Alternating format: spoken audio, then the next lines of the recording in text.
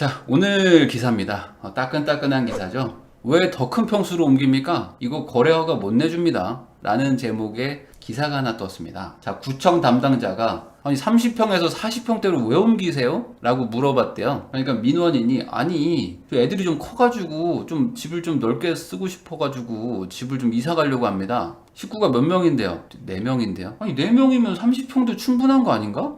이걸 왜 옮겨야 되죠? 아니 그게 제가 또 돈도 좀 모았고 애들이 이제 좀 한 중학교 고등학교 되니까 좀 집이 좀 좁다고 그래가지고 좀 넓게 살고 싶어요. 아니 제가 뭐 1주택자가 집을 그냥 갈아타기 위해서 옮기려는 건데 뭐 문제 있나요? 구청 담당자가 이랬답니다. 아니 20평에서 4명이 사는 사람이 많은데 뭐 30평대 살면서 뭐 이거 좁다고 합니까? 이거 허가 못 내줍니다 라고 했다고 합니다. 이 대화는 얼마 전 토지거래 허가구역으로 묶인 서울 강남구 대치동 대치 아이파크 전용 84에 거주하고 있는 A씨가 같은 단지입니다. 같은 단지 내 114로 가는 거예요. 그래서 이걸 담당자한테 전화를 했더니 허가 못 내주니까 하지 마세요 라는 대답을 들었다는 거예요. 도대체 이런 일들이 왜 일어나는가? 이거의 모든 시작은 6월 23일로 돌아갑니다. 토지거래 허가구역을 서울, 그것도 잠실, 삼성동, 대치, 청담, 용산, 용산은 더 그전에였지만 이렇게 시작하면서 야 이게 말이 되냐? 어떻게 아파트를 거래 허가구역으로 지정하냐? 이거는 위헌이다 라고 한때 나라가 시끄러웠는데 그 뒤로 너무 여러 가지 일들이 일어나서 여러분들이 까먹었었을 거예요.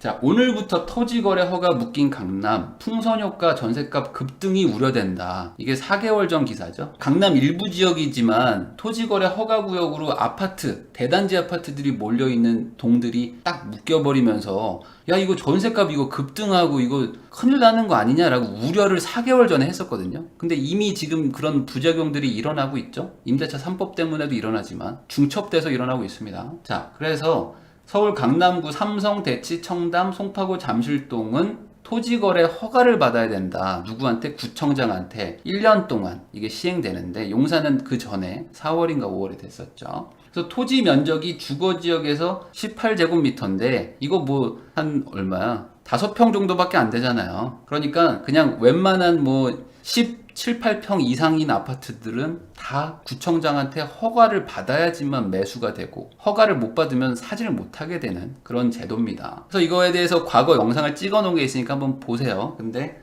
간단하게 정리하면은 전월세도 한 만기 3개월 정도 전에 이제 확실하게 임차인 나가는 집 그런 집만 거래가 가능하고요. 그리고 실거주자만 매수를 할 수가 있습니다. 그리고 여기를 살면서 2년 동안은 팔지를 못해요. 그리고 누구한테 빌려주지도 못합니다. 그러니까 주인이 사망하는 거 아니면 안 됩니다. 그리고 실거주자도 객관적인 사유가 없으면 불허가가 난다. 그리고 1주택자는 당연히 기존 집을 매도하겠다는 그런 서약을 하고 사야 되는 거고요. 이런 걸 위반하면 벌금을 받고 유죄입니다. 그리고 2년 이하의 징역형에 처할 수 있다는 거예요. 근데 이게 제도 자체가 토지거래 허가구역이라는 의미 그대로 땅을 거래할 때 그걸 막겠다고 뭔가 그런 개발 호재가 있는 지역을 급등하는 그 투기 세력을 막으려고 만든 제도를 아파트촌에다가 넣어버린 거예요. 그러니까 이게 일이 꼬여버리는 거죠. 자, 그래서 강남구 주택거래 허가 실적을 제가 한번 봤어요. 6월 23일부터 10월 27일까지 허가 실적을 보면은 허가가 안 난 게 아닙니다. 허가를 해줬어요. 122건의 허가 신청이 있었는데 주택에 대해서입니다. 그 중에 한 건 빼고 121건을 허가가 났어요. 그래서 나름대로 거래가 허가되고 있구나.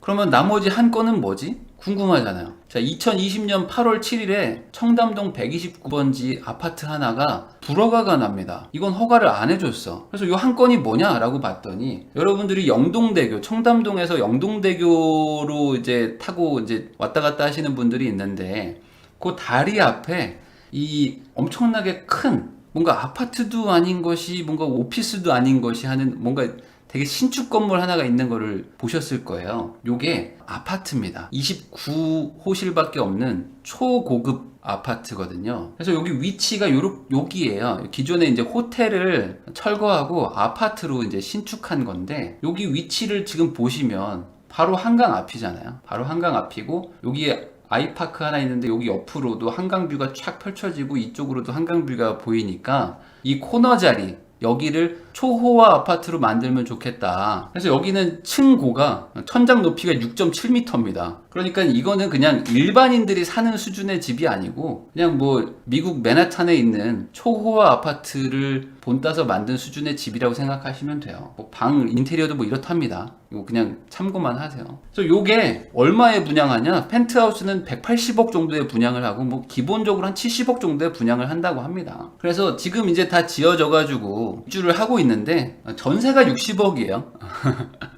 전세가 60억. 그러니까 요거 한 건만 불허가가 나고 나머지는 다 허가를 받은 거예요. 그래서 사실상 일반인들과 아무 상관없는 아파트죠. 그냥 연예인들 중에 정말 잘 나가는 연예인, 아니면은 뭐 중국 부자들, 아니면은 뭐 대기업 그룹 뭐 이렇게 3세 뭐 이런 오너 3세 정도 되는 뭐 그런 사람들이 샀겠죠. 자, 제가 집 살 때 자소서 써야 하는 나라 해가지고 영상을 하나 올린 게 있습니다. 토지거래 허가구역이고 지정되자마자 영상을 하나 올렸는데 여기서 제가 예측한 게 있어요. 이게 앞으로 자소서를 잘 써야 된다. 구청장을 설득하지 못하면 이거 허가 안 나올 수 있다. 그래서 잘 써야 된다라고 제가 얘기를 했던 게 있는데 그때 약간 반은 재미삼아서 썼어요. 근데 그 예상이 현실이었던 거죠. 자, 아까 그 기사로 돌아갑니다. 자, 얼마 전 토지거래 허가구역으로 묶인 거기 84짜리를 같은 단지에서 114로 이동하는 게 뭐가 투기입니까? 아니 이게 투기라고 이해가 되세요? 이게? 아니 같은 단지에서 기존 집을 팔고 조금 더 큰 평수로 옮기는 게 이게 어떻게 투기일 수 있죠?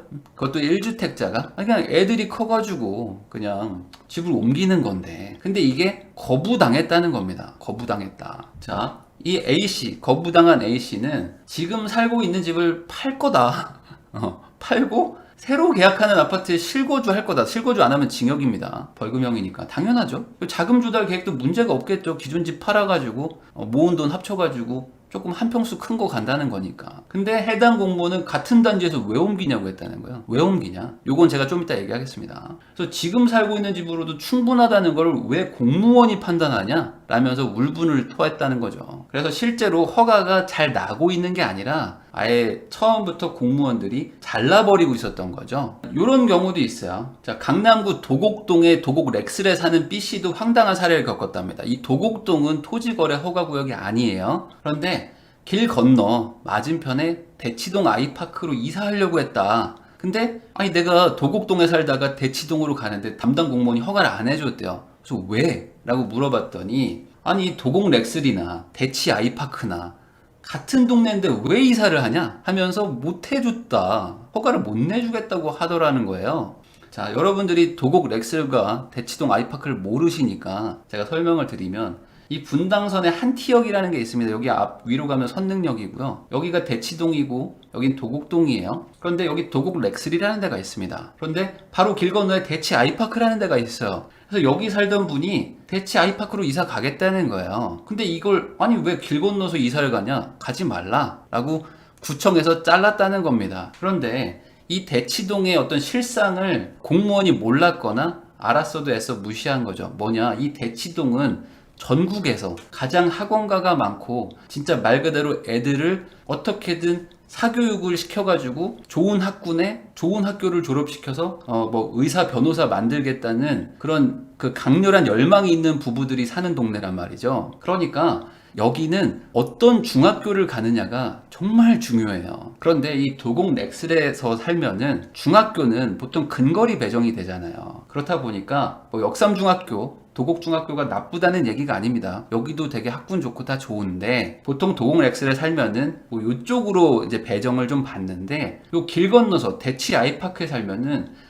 아주 높은 확률로 단대부중에 여기 배정을 받습니다. 단대부중. 그래서 아마 여기 도곡 렉슬에 사는 이 B씨 분은 내가 여기서 지금 살고 있지만 우리 애가 아마 지금 거의 중학교 다 와간 것 같아요. 초등학교 한 5학년 이 정도 됐을 거예요. 그러니까 기존에 여기서 초등학교 대도초가 되게 좋은 학군입니다. 그래서 여기서 잘 키웠는데 우리 애가 공부도 좀 잘해. 아니면 좀 남자애일 수도 있어요. 남자애. 여자애들은 여기 뭐 숙명여중 이쪽으로 많이 좋아하니까 남자애여가지고 요 단대부중 이쪽으로 보낼까라고 생각했던 게 아닌가 추정합니다. 그래서 여기로 이사 가려고 했던 거예요. 그냥 이게 뭐가 문제지? 라고 생각하면 이거 엄마 아빠의 마음인 거잖아요. 그냥 뭐 내가 두 채 사겠다는 것도 아니고 우리 여기가 학교가 우리 애한테 잘 맞을 것 같아서 여기 배정 받으려고 이사 간다는 거야. 양도세 내고 취득세 내고 간다는 거야. 근데 공무원이 아니 길 건너면은 같은 아파트인데 이걸 뭐하러 갑니까? 라고 하면서 거부했다. 두 채 사겠다는 거 아닙니다. 이거 팔고 가겠다는 거였어요. 자,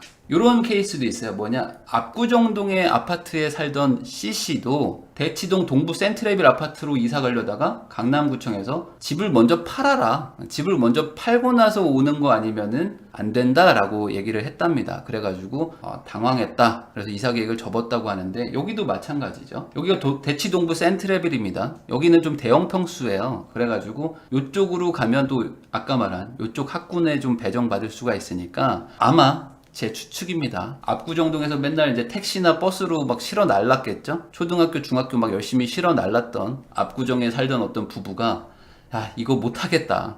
고등학교 때는 우리 대치동 갑시다. 라고 해서 팔고 여기로 오려고 했든지 아니면은 뭐 거기 전세 주고 뭐 여기를 어떻게 실거주 하려고 했든지 뭐가 됐든지 여기 학군에 들어갑시다라고 했던 분들한테 이제 공무원, 이제 구청에서 딱 퇴짜를 놓은 거죠. 안 된다 이거는. 그러니까 뭐 허가를 받을 수가 없다. 우선 집부터 파세요라고 하는데 집을 팔 수가 있는가? 이거는 좀 어렵잖아요. 사실 허가 받는다는 확실한 보장이 있어야지. 그래서 이 제도가 시행된 지 이제 한 4개월 정도 됐는데 그냥 122건 중에 121건이 허가돼서 허가율이 엄청 높은 게 아니었고 그냥 허가가 안 나올 것 같으면 그냥 신청조차 못했다는 뜻이에요.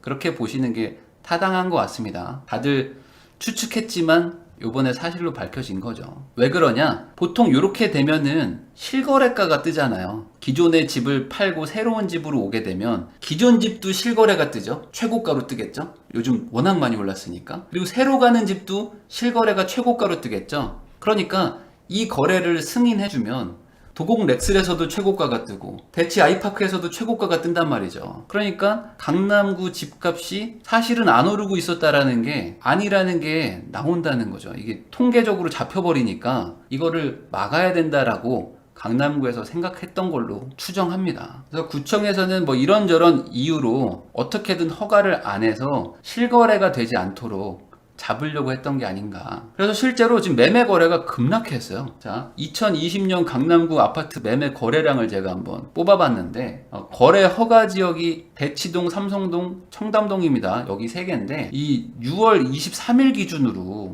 그 토지거래 허가구역이 딱 지정이 됩니다. 그러니까 6월 달에 300채가 거래가 됐는데 7월에 42채로 줄어들죠. 그리고 8월에는 29채, 그리고 9월에는 24채, 그리고 10월에는 6채밖에 거래가 안 됩니다. 물론 이 사이에 임대차 3법도 있었고 뭐 대출 규제, 뭐 종부세 발표 뭐 이런저런 여러 가지가 있는데 그냥 거래가 그냥 안 되는 수준이죠. 그래서 이 7, 8, 9, 10 4개월을 이게 모수로 잡고 요 기존 그 직전 4개월과 비교를 해보면 거래량이 78%가 급감합니다. 그러면 강남구만 그런 걸까라고 의아해 하실 수도 있으니까 그 인근 지역 압구정, 개포동, 도곡동, 역삼동, 논현동은 이 허가구역이 아니에요. 바로 붙어있는 동들이에요. 그럼 여기도 급감했는가? 라고 보면은 안 줄죠. 줄긴 줄는데 300채, 200채, 140채, 100채, 20채 이런 식으로 천천히 줄죠. 그래서 실제 거래량은 26% 정도가 급감합니다. 그리고 여긴 또 워낙 비싼 동네기도 하고 그리고 조금 더 떨어져 있는 세곡동, 수서동, 신사동, 유련동, 뭐 일원동, 자곡동 이런 데들은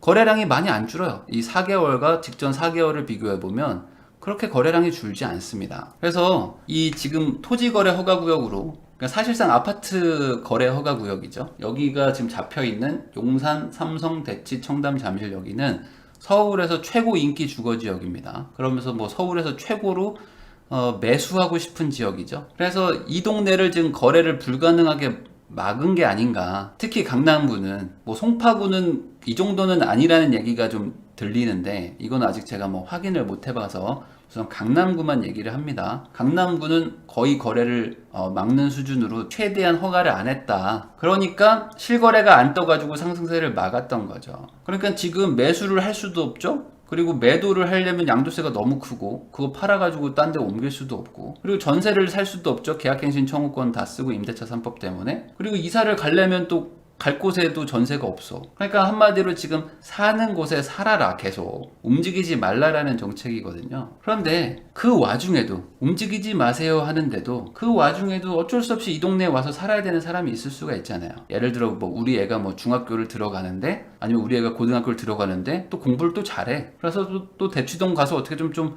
3년만 좀 살아보고 싶은 부모의 마음이 있는 분들도 있을 거 아닙니까? 어쩔 수 없이 살아야 되는 분들. 근데 대치동 음마 아파트마저 전세가 5억에서 8억으로 뛰어버리는. 그리고 집주인이 실거주한다고 나가주세요 하면서 남들은 계약갱신 청구권으로 급한 불을 껐는데 나만 쫓겨나는 사람들. 이런 분들은 지금 죽을 맛이죠. 자, 토지거래 허가구역은 내년 6월 22일까지 지금 지정이 돼 있어요. 그러니까 지금으로부터 한 8개월 정도 남았는데 제가 밑에 적어놨지만 법에서 5년까지 연장이 됩니다. 그러니까 21년 6월에 토지거래 허가구역이 종료가 돼서 거래가 자유롭게 될 거라는 보장은 전혀 없어요. 그리고 제가 이제 과거에 영상을 많이 찍어서 올렸지만 현재 지금 뭐 잠실 마이스니 영동대로 복합개발이니 그리고 뭐 GBC에서 지금 현대차 사옥 들어오는 거 이런 것들 그리고 뭐 GTX 뭐 KTX 신설 역사 뭐 여러 가지 지금 이 강남권의 호재들이 예정되어 있고 예산이 배정됐고 실제로 지금 공사를 하고 있거든요.